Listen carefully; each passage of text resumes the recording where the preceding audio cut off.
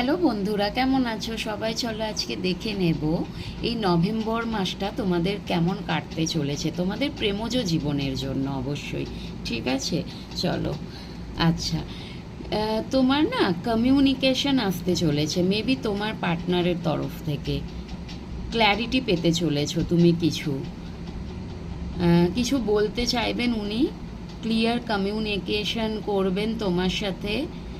হ্যাঁ, আর সাথে দেখে নেব তোমাদের মধ্যে অনেক বেশি অবস্টিকাল ছিল, অনেক বেশি অবস্টিকাল ছিল, অনেক বেশি বাধা ছিল। মেবি সেগুলো কাটিয়ে তোমরা ইউনিয়নে পৌঁছতে পারবে।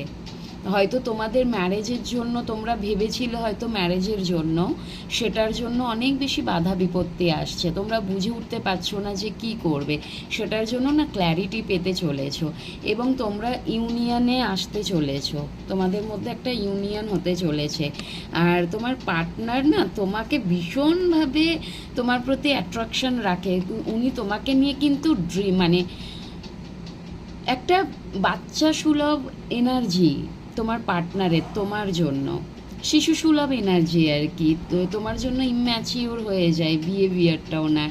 অ্যান্ড তোমার প্রতি বড্ড বেশি রোম্যান্টিক ফিলিংস রাখেন, ডে ড্রিমিং করেন তোমাকে নিয়ে, এবং তোমার প্রতি বড্ড বেশি প্যাশনেট অ্যাট্রাকশন, তোমার প্রতি ডিজায়ার অনেক বেশি। এখানে হতে পারে তোমার পার্টনার তোমার থেকে ছোট, তোমরা যারা দেখছো, মানে তোমাদের মধ্যে কেউ একজন ছোট বড় আছে। আর উনি না দেখেন তুমি বড্ড বেশি ক্রিয়েটিভ পারসন, মানে তোমার মধ্যে কিন্তু অ্যাকশন ওরিয়েন্টেড বলো, তুমি ক্যারিয়ার ওরিয়েন্টেড, ভীষণ স্মার্ট তুমি।